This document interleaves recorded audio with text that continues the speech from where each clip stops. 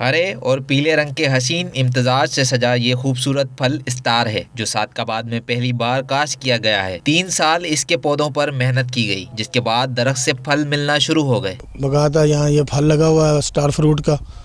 جب ہم صبح صبح نکلتے ہیں تو یہاں سے آ کر کھاتے ہیں اور بہت اچھا ہے صحت کے لیے بھی۔ ایک درخت سالانہ تقریباً 4 من پھل دیتا ہے۔ تجرباتی طور پر لگائے گئے چاروں درختوں سے 100% پھل ملنے پر باغبان بھی خوشی سے نہال ہیں۔ فروری 2015 میں کاشت کیا۔